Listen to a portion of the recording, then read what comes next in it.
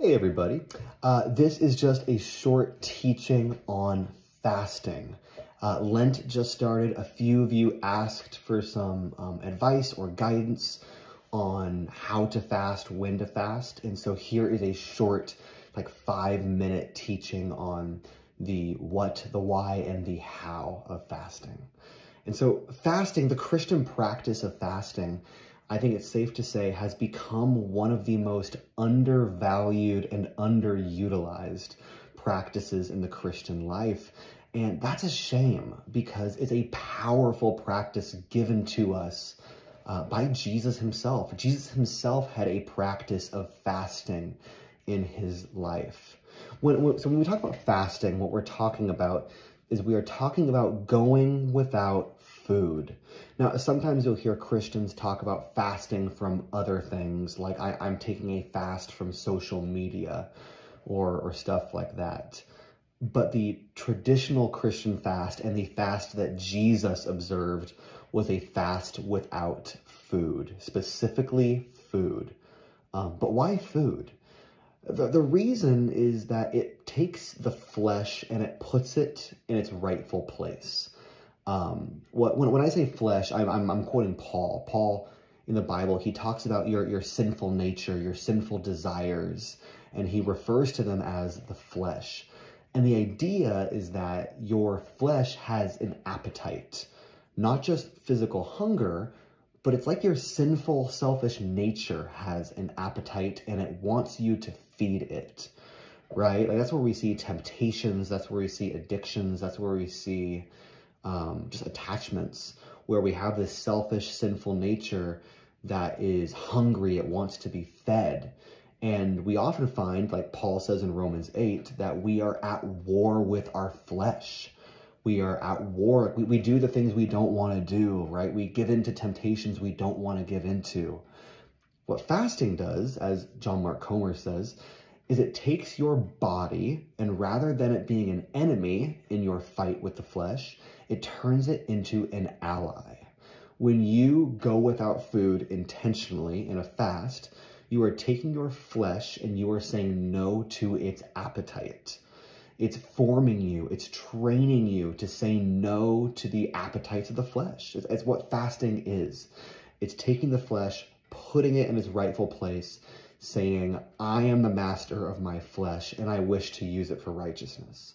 So that's what fasting is. But should you do it? That's a good question, actually. Some of you have medical conditions. You're diabetic, for instance. And in that case, fasting might not be a thing that you practice. You should talk to your doctor.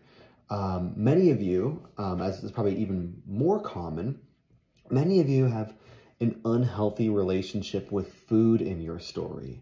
Maybe it's an eating disorder or tied to body image or whatever it is.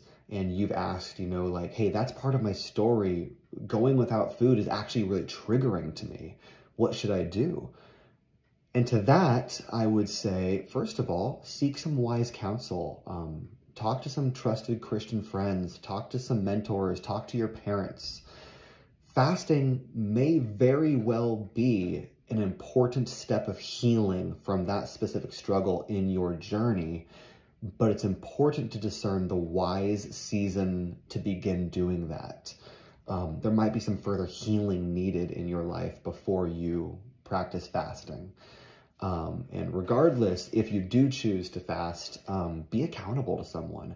Share the experience with a trusted, mature Christian in your life so you stay safe and you stay wise. But here are some practical thoughts about fasting. If you've never fasted before, start small. Maybe don't start with a full day. Maybe start with 2 meals.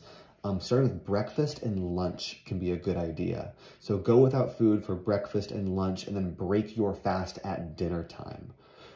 Or if you have more experience fasting or you think you're ready for it, go a full day. Go breakfast, lunch, and dinner without food and break your fast the next morning. As far as choosing which day to fast, pick a day where you have some extra time where you can engage in prayer. When you fast, yeah, it's super formative and empowering, but it does also weaken you a little bit. And so you want to make sure you are engaged in prayer regularly throughout the day. That doesn't mean that you can't fast like on a school day, but I would encourage you, like between classes, if you're fasting, find a minute or two just to silently pray as you walk to your next class. This is a great opportunity to memorize some short verses from Psalms and pray those, or just come up with some prayers you like praying over and over and over again. Another question I get a lot is how often to fast. Starting once a week is probably a good way to do it. It's kind of traditional. And one of the last questions I get is, when you fast, do you have to go completely without food? Are you allowed to drink water? Fasting should have some rules around it, but don't be legalistic about it, right?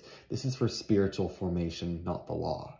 And so what I would say, the way I typically view it and observe it, is I go without food completely, but I do drink water. I drink a good amount of water to stay hydrated. And so those are my thoughts on fasting.